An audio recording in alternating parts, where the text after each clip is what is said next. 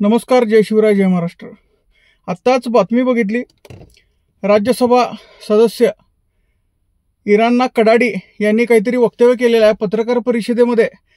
बेळगावचा सीमाप्रश्न संपलेला आहे आणि हे काही साध्य नाही असं काहीतरी बालिश वक्तव्य करून परत एकदा आपल्या अकलेचे तारे त्यांनी तोडलेले आहेत। तर कडाडी तात्या, एक गोष्ट लक्षात घ्या, बेळगावचा मराठी माणूस इतका स्वाभिमानी आहे की अजून जरी 70 वर्ष गेली तरी ह्या चळवळीसाठी प्राणपणानं लढण्यासाठी आमची तयारी आहे।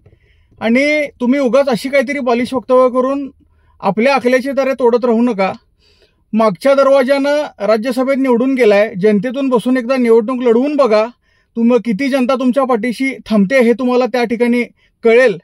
आणि विकासाच्या गोष्टी तुम्ही मारत होता पत्रकार परिषदेमध्ये। बेळगावचा खऱ्या अर्थाने विकास मी प्रत्येक वेळी सांगतो, हा महानगरपालिका समितीच्या हातात होती आणि महाराष्ट्र एकीकरण समितीने बेळगावचा खऱ्या अर्थाने विकास केलेला आहे। आतापर्यंत तुमच्या खासदारांनी बेळगावसाठी असे किती मोठे विकासाचे प्रकल्प आणलेले आहेत हे एकदा तुम्ही दाखवून द्यावं। आताच्या निवडून आलेले खासदार तर असलेले प्रकल्प त्या ठिकाणी हुबळी धारवाडला पळवत आहेत, त्याच्याबद्दल कधीतरी तोंड उघडून बोला। आणि भाजपमध्ये काम करणाऱ्या मराठी माणसांनी खऱ्या अर्थानं या वक्तव्याचा जाब त्यांना विचारावा अशी मी विनंती तुम्हाला करतो। तुम्ही जिथं आहात तिथं काम करा, पण जिथं आहात तिथं मराठी म्हणून थोडा तरी स्वाभिमान बाळगा, एवढंच तुम्हाला माझं सांगणं आहे। कडाडी तात्यांना परत एकदा सांगतो, उगाच काहीतरी बालिश वक्तव्य करू नका। आतापर्यंत या चळवळीसाठी शेकडो लोकांनी जीव दिलेला आहे, ही अशीच चळवळ आतापर्यंत चाललेली नाही आहे। मी स्वतः माझं उदाहरण घ्या, 1.25 लाख मतदान मला खिशातला 1 रुपया न खर्च करता झालेला आहे। लाखो रुपये लोकवर्गणी जमली आणि त्या लोकवर्गणीतून आम्ही निवडणूक लढवतो।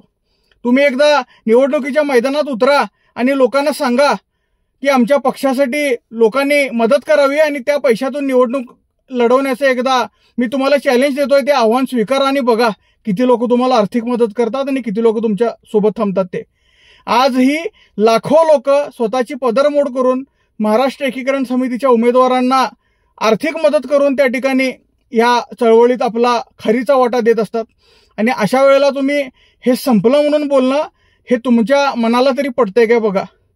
आजपर्यंत ह्या चळवळीत अनेक लोक आली आणि अशी बालिश वक्तव्य केली आणि कुठंतरी गायब झाली, हा इतिहास आहे। या शेकडो हुतात्म्यांचा तळतळात कधीच वाया जात नाही एवढी लक्षात ठेवा। आणि ह्याच्यानंतर तुमचे दिवस मोजायला तुम्ही स्वतः सुरू करा।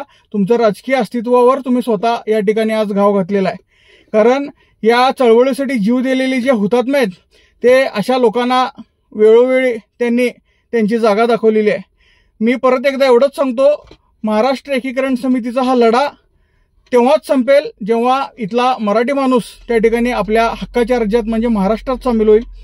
प्रत्येक वेळेला आम्ही संयमाची भूमिका घेत असतो, पण असं कोणीतरी येतंय, काहीतरी बरळत आहे आणि परत इथलं वातावरण तंग करून जात आहे। त्यामुळं मी परत एकदा राष्ट्रीय पक्षात काम करणाऱ्या मराठी माणसांना आव्हान करतो, ज्या पद्धतीनं ती लाल पिवळी लोक राष्ट्रीय पक्षातनं काम करतात, पण जेव्हा अस्मितेचा विषय येतोय किंवा त्यांचा कुठला तरी प्रादेशिक विषय येतोय त्यावेळेला सगळे एका झेंड्याखाली येऊन थांबतात। त्याच पद्धतीनं तुम्ही आहात त्या पक्षात सुखी राहा, तिथंच काम करा, पण ज्या वेळेला असं कोणतरी बिनबोडाचं बोलत राहतंय किंवा मराठी लोकांच्या अस्मितेवर बोलतंय त्यावेळेला तरी तोंड उघडून बोलाल अशी अपेक्षा तुमच्याकडनं करतो।